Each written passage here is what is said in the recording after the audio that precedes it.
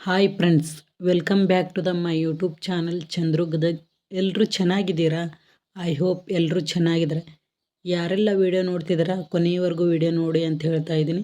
ಇವತ್ತಿನ video start ಮಾಡೋಕ್ಕಿಂತ ಮುಂಚೆ ಯಾರೆಲ್ಲ ನನ್ನ ಚಾನಲ್ ನೋಡ್ತಾ ಇದ್ದೀರಾ ಪ್ರತಿಯೊಬ್ಬರು ಸಬ್ಸ್ಕ್ರೈಬ್ ಮಾಡ್ಕೊಳ್ಳಿ, ಪಕ್ಕದಲ್ಲಿರೋ ಬೆಲ್ ಐಕನ್ನ ಪ್ರೆಸ್ ಮಾಡಿ, ಇದ್ರ ಜೊತೆಗೆ ಲೈಕ್ಸ್, ಕಮೆಂಟ್, ಶೇರ್ ತಪ್ಪದೇ ಮಾಡಿ. ಇದೇ ರೀತಿ ನೀವು ಪ್ರೋತ್ಸಾಹ ಮಾಡಿದಿರಿ. ಹಾಗಾದರೆ ಇವತ್ತಿನ ವಿಡಿಯೋ ಸ್ಟಾರ್ಟ್ ಮಾಡೋಣ. KS ಪ್ರಿಲಿಮ್ಸ್ ಪರೀಕ್ಷಾ ಪಠ್ಯಕ್ರಮ, ಇದರಲ್ಲಿ ಪೇಪರ್ 2 ಇದ್ದಾವೆ. ಪೇಪರ್ 1ನಲ್ಲಿ ಅಂಕಗಳ ಮಾಹಿತಿ ನೀಡುತ್ತೇನೆ. 100 ಪ್ರಶ್ನೆಗಳಿಗೆ ತಲಾ 2 ಅಂಕ. ಅದೇ ರೀತಿ ಒಂದು ತಪ್ಪಾದ ಪ್ರಶ್ನೆಗೆ 0.25 ಅಂದರೆ ನೆಗೆಟಿವ್ ಮಾರ್ಕಿಂಗ್ ಇರುತ್ತೆ. 2 ಗಂಟೆಗಳ ಪರೀಕ್ಷೆಯ ಅವಧಿ ಇರುತ್ತೆ. ಹಾಗಾದರೆ ಪೇಪರ್ 1ನ ಸಿಲೆಬಸ್ ಅಥವಾ ಪಠ್ಯಕ್ರಮ ಏನಿರುತ್ತಂತ ನೋಡೋಣ.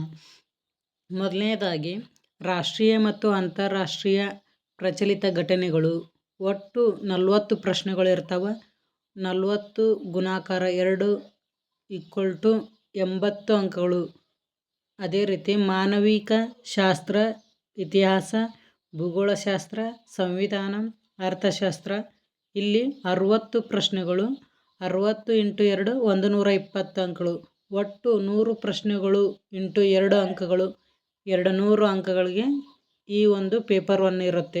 ಅದೇ ರೀತಿ ಪೇಪರ್ 2ರಲ್ಲಿ 100 ವಸ್ತುನಿಷ್ಠ ಮಾದರಿ ಪ್ರಶ್ನೆ ಇರ್ತವೆ. ಅಲ್ಲಿಯೂ ತಲಾ 2 ಅಂಕಗಳು ಇರ್ತವೆ. ಒಂದು ತಪ್ಪಾದ ಪ್ರಶ್ನೆಗೆ 0.25 ಅಂಕ ಇರ್ತೈತೆ, ನೆಗೆಟಿವ್ ಇರುತ್ತೆ. ಇಲ್ಲಿಯೂ 2 ಗಂಟೆಗಳ ಪರೀಕ್ಷೆಯ ಅವಧಿ ಇರುತ್ತೆ. ಪೇಪರ್ 2ನ ಪಠ್ಯಕ್ರಮ ಅಂದರೆ ಸಿಲೆಬಸ್ ಹೇಳ್ತಾ ಹೋಗ್ತಿದ್ದೀನಿ. ರಾಜ್ಯ ಯೋಜನೆಗಳು, ಕರ್ನಾಟಕದ ಇತಿಹಾಸ, ಕರ್ನಾಟಕದ ಭೂಗೋಳಶಾಸ್ತ್ರ, ಕರ್ನಾಟಕ ಪ್ರಚಲಿತ, ಇಲ್ಲಿ 40 ಪ್ರಶ್ನೆಗಳಿರ್ತವೆ. 40 × 2 ಅಂದರೆ 80 ಅಂಕಗಳಿಗೆ ಇರುತ್ತೆ. ಅದೇ ರೀತಿ ವಿಜ್ಞಾನ ಮತ್ತು ತಂತ್ರಜ್ಞಾನ ಹಾಗೂ ಪರಿಸರ ವಿಜ್ಞಾನ 30 ಪ್ರಶ್ನೆಗಳಿರ್ತವೆ. ಇಲ್ಲಿ 30 × 2 60 ಅಂಕಗಳಿಗಿರುತ್ತೆ. ಮಾನಸಿಕ ಸಾಮರ್ಥ್ಯ ಮತ್ತು ಗಣಿತ 30 ಪ್ರಶ್ನೆಗಳು. 30 × 2 60 ಅಂಕಗಳು. ಒಟ್ಟು 100 ಪ್ರಶ್ನೆಗಳು ಇಂಟು 2 ಅಂಕಗಳು. ಒಟ್ಟು 200 ಅಂಕಗಳಿಗೆ ಈ ಪೇಪರ್ 2 ಇರುತ್ತೆ. ಅದೇ ರೀತಿ ಮುಂದಿನದಾಗಿ ಪ್ರಿಲಿಮ್ಸ್ ಪಾಸಾದಾಗಿನಿಂದ ಮುಂದೆ KS ಮುಖ್ಯ ಪರೀಕ್ಷೆಯ ಪಠ್ಯಕ್ರಮ ಹೀಗಿರುತ್ತದೆ. ವಿಷಯ ಕನ್ನಡ 150 ಅಂಕಗಳಿಗೆ ಇರುತ್ತೆ ಮತ್ತು ಸಮಯ 2 ಗಂಟೆ ಇರುತ್ತೆ. ಅದೇ ರೀತಿ ಇಂಗ್ಲೀಷ್, ಅಲ್ಲೊಂದು ಸೂಚನೆ ಕೊಟ್ಟಿದ್ದಾರೆ. ಅರ್ಹತಾ ಪರೀಕ್ಷೆಯಾಗಿದ್ದು ಪ್ರತಿಯೊಂದರಲ್ಲಿ ಕನಿಷ್ಠ 35ರಷ್ಟು ಅಂಕ ಪಡೆಯಬೇಕು. ಈ ಪತ್ರಿಕೆಗಳಲ್ಲಿ ಪಡೆದ ಅಂಕಗಳನ್ನು ಅಭ್ಯರ್ಥಿಗಳ ಅಂತಿಮ ಶ್ರೇಯಾಂಕಕ್ಕೆ ಪರಿಗಣಿಸಲಾಗುವುದಿಲ್ಲ. ಇಲ್ಲಿಯೂ 150 ಅಂಕಗಳು ಇರ್ತವೆ. ಸಮಯ 2 ಗಂಟೆ.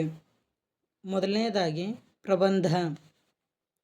ಅಂತಾರಾಷ್ಟ್ರೀಯ ಮತ್ತು ರಾಷ್ಟ್ರೀಯ ಪ್ರಾಮುಖ್ಯತೆಯ ವಿಷಯ 125 ಅಂಕಗಳಿರುತ್ತೆ. ರಾಜ್ಯದ ಅಥವಾ ಸ್ಥಳೀಯ ಪ್ರಾಮುಖ್ಯತೆಯ ವಿಷಯ 125 ಅಂಕಗಳಿರುತ್ತೆ. ಒಟ್ಟು 250 ಅಂಕಗಳು 3 ಗಂಟೆ ಇರುತ್ತೆ. ಅದೇ ರೀತಿ ಸಾಮಾನ್ಯ ಅಧ್ಯಯನ ಪತ್ರಿಕೆ 1 ಇತಿಹಾಸ ಮತ್ತು ಸಾಂಸ್ಕೃತಿಕ ಪರಂಪರೆ, ಭಾರತ ಮತ್ತು ಕರ್ನಾಟಕ, ಸಾಮಾಜಿಕ ಮತ್ತು ರಾಜಕೀಯ ದೃಷ್ಟಿಕೋನ, ಭಾರತೀಯ ಆರ್ಥಿಕತೆ, ಗ್ರಾಮೀಣಾಭಿವೃದ್ಧಿ ಯೋಜನೆ, ದತ್ತಾಂಶ ಡೇಟಾ ಸಂಗ್ರಹಣೆ, ವಿಶ್ಲೇಷಣೆ ಮತ್ತು ವ್ಯಾಖ್ಯಾನ. ಇದು ಅಧ್ಯಯನ ಪತ್ರಿಕೆ ಇದೆಯಲ್ಲ 250 ಅಂಕಗಳಿಗೆ ಇರುತ್ತೆ.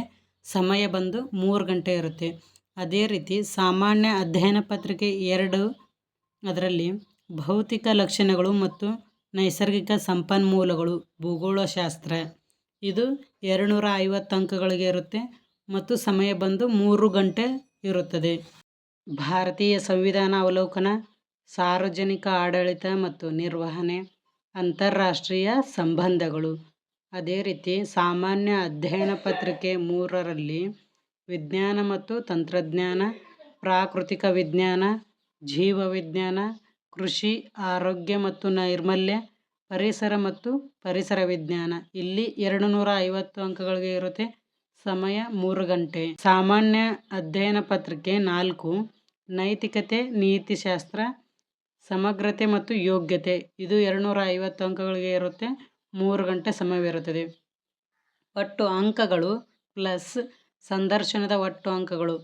ಒಟ್ಟು ಅಂಕಗಳು 1250 ಪ್ಲಸ್ ಸಂದರ್ಶನದ ಅಂಕಗಳು 25.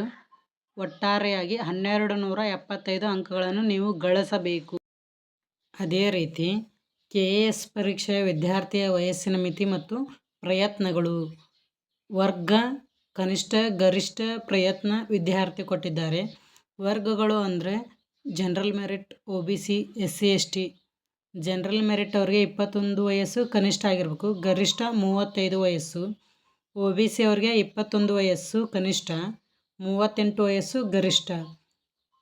SC ST ಅವ್ರಿಗೆ 21 ವಯಸ್ಸು ಕನಿಷ್ಠ, 40 ವಯಸ್ಸು ಗರಿಷ್ಠ.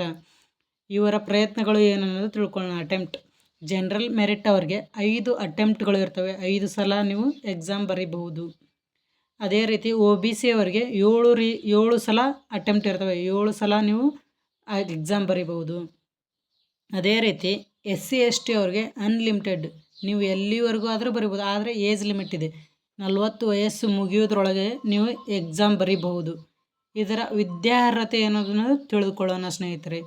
ವಿದ್ಯಾರ್ಹತೆ ಏನಂದರೆ ಎನಿ ಡಿಗ್ರಿ, ನೀವು BA, BCom, BSc, BCA ಎಲ್ಲ ಡಿಗ್ರಿ ಯಾವುದೇ ಆಗಿರ್ಬೋದು ಡಿಗ್ರಿ, ಈ ಎಲ್ಲ ಡಿಗ್ರಿ ಮುಗಿದಿರಬೇಕು. ಅಂದಾಗ ನೀವು KAS ಎಕ್ಸಾಮ್ ಬರೋಕ್ಕೆ ನೀವು ಅರ್ಹತೆ ಹೊಂದಿರುತ್ತೀರಿ ಸ್ನೇಹಿತರೆ.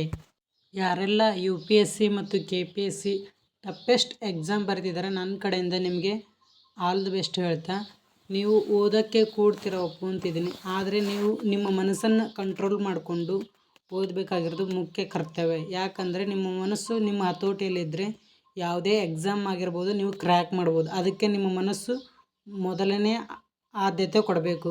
ಅದಕ್ಕೆ ನಿಮ್ಮ ಮನಸ್ಸನ್ನು ಎಲ್ಲಿಗೂ ಹರಿಬಿಡಬೇಡ್ರಿ, ನಿಮ್ಮ ಹತೋಟಿಯಲ್ಲಿ ಇಟ್ಕೊಳ್ರಿ, ನೀವು ಆದಷ್ಟು ಎಕ್ಸಾಮ್ ಗೆಲ್ತೀರಿ. ಆಲ್ ದ ಬೆಸ್ಟ್ ಅಂತ ಹೇಳ್ತಾ ಇದ್ದೀನಿ ಸ್ನೇಹಿತರೆ. ನಿಮಗೆ ಯಾರೆಲ್ಲ ನಿಮ್ಮ ಫ್ರೆಂಡ್ಸ್ಗೂ ಶೇರ್ ಮಾಡಬೇಕು ಅನಿಸುತ್ತೆ ಈ ವಿಡಿಯೋನ ಶೇರ್ ಮಾಡಿ.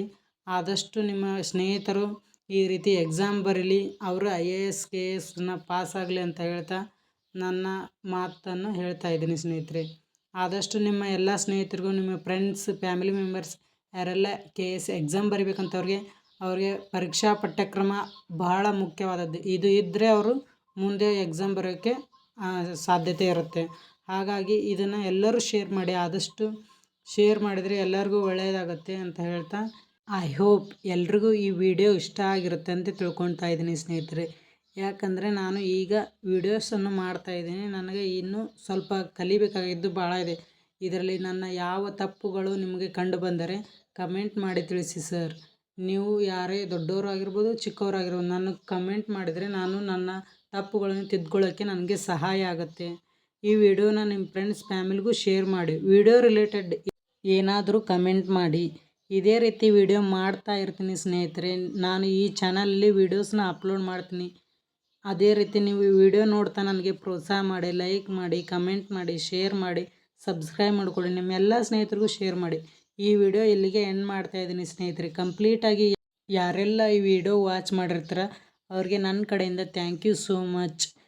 ಇದೇ ರೀತಿ ಪ್ರೋತ್ಸಾಹ ಮಾಡ್ತಾ ಇರಿ. ಎಲ್ಲರಿಗೂ ಧನ್ಯವಾದಗಳು ಹೇಳ್ತಾ ಈ ವಿಡಿಯೋನ ಇಲ್ಲಿಗೆ ಎಂಡ್ ಮಾಡ್ತಾ ಇದ್ದೀನಿ ಸ್ನೇಹಿತರೆ.